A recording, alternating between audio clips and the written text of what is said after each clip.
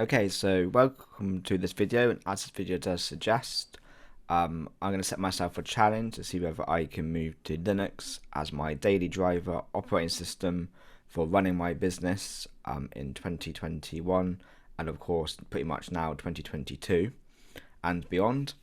This has been kicked off by a little bit to do with Windows 11 and how Microsoft have started to stop supporting some older hardware. This main machine I have here is quite a powerful little machine, but does run a i5 processor that is not on the list of supported hardware by Microsoft, which would mean that this computer will not be updated in 4 years' time, or could not be even updated to Windows 11 in 4 years' time. Some of you may say that this hardware may not last that long, but I reckon this hardware will last quite a bit of time yet. And I just thought, with that going on, it could be a good time to try Linux as a desktop operating system, and see whether I can do my day-to-day work on Linux only and not rely on Windows anymore. I have used Linux as a Linux admin for some time to run web servers, other servers to do different things for clients, myself, and deploy applications on Linux.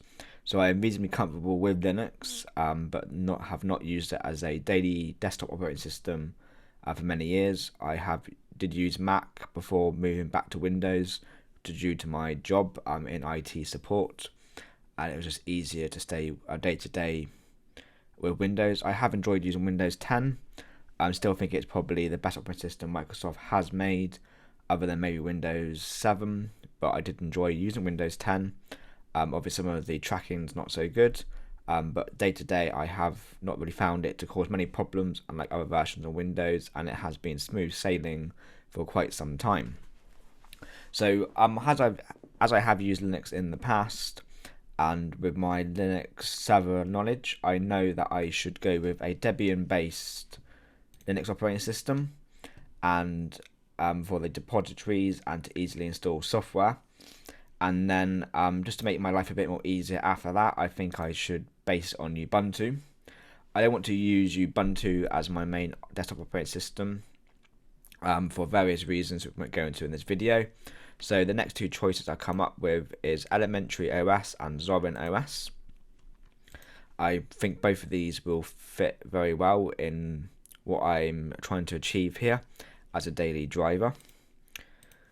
So Zorin OS has two versions, a free one and a paid one that gives you a few more looks and feels and make you feel more at home with which operating system you're moving from, whether that's Mac or Windows-like interface.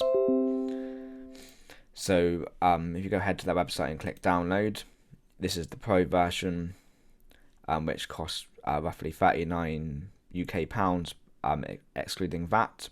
You can download the core version and the light version, which I won't be using. I will either go with the core, but I probably will purchase the Pro. And as you can see from the core and Pro, you just get a few more, or you do get the ability to change the look and feel of your operating system a bit more. And of course you are supporting the developers. So if I choose Zorin OS as my main distribution, I will go ahead and purchase the Pro version. And then of course you've got Elementary OS, which is a donation-based operating system. You can set a custom amount or pay a recommended amount, and it looks a lot like Mac OS as well. So if you are moving from Mac, this could be a good choice. I'm going to try both of these operating systems on a USB stick, running live on my computer without affecting my machine directly. And I will do a video on this, guys, on how you can test multiple distributions from one memory stick. So stay tuned for that. That will save you guys a lot of money. You don't have to purchase different memory sticks for different distributions, and you can store them all on one memory stick. So don't forget to comment, rate, and subscribe to this video so you guys can be sure that you'll see that video too. So day to day, I'm going to have to need a Chromium-based web browser. Most likely will be Brave. I will install Firefox, which I think comes mostly on default with most Linux distributions. and I will need a text-to-speak reader to read out text aloud, as sometimes my dyslexia means that I struggle to read text long periods of time, and I like to listen to text to take it in. And I will need voice recognition.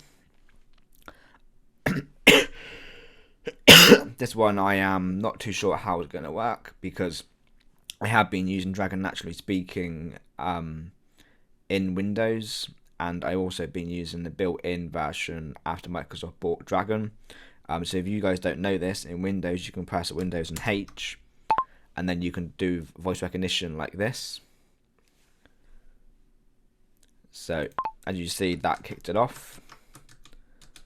So I'm not sure how that's going to work, but this is something that I do need daily, so hopefully I can find an alternative to that. VS Code, I also some sort of text editor. I like VS Code for various reasons. We won't go into that now, but I will need some sort of text editor for writing code, whether that is web design code or other program related stuff. An FTP client, which I'm sure we'll get. I use that daily. And this one, I'm sure many of you are going to judge me on this, but I use Office 365 to communicate with my team. And also, as well, we use Office 365 email for our business email, but I have been moving all of this mostly to the web-based interfaces and not really using the desktop apps too much, so I'm hoping we can get through that. But I do not plan to stop using Office 365, because I really do think it's a great piece of kit and our business really is using it so much, and I'm sure there'll be other applications that I've not thought about as well.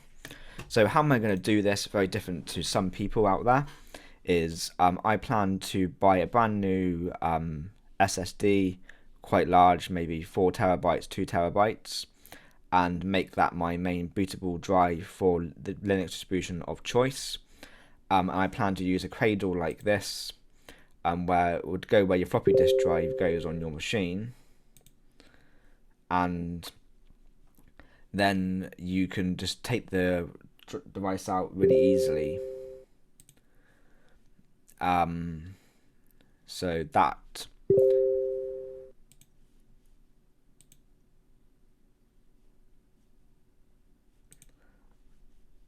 I'm just going to turn off Telegram, sorry guys.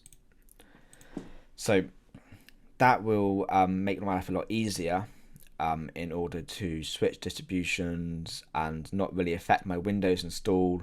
So if I do struggle with this, or I need something in particular on Windows, I can jump back into Windows without affecting anything and without having to worry about that. I'm probably guessing I'm going to use a Windows VM somewhere in Linux for the occasional task, but for the first 3 months or so I plan to try and just use Linux completely as it is.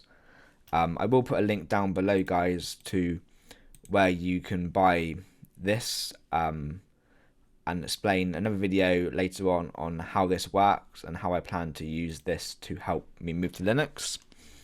I have been using this to for different versions of Windows and to quickly put SSDs in for testing and stuff in the past. It's quite a cool bit of hardware that I do love to use, and as I'm not using probably this drive, I might as well go ahead and stick something in there.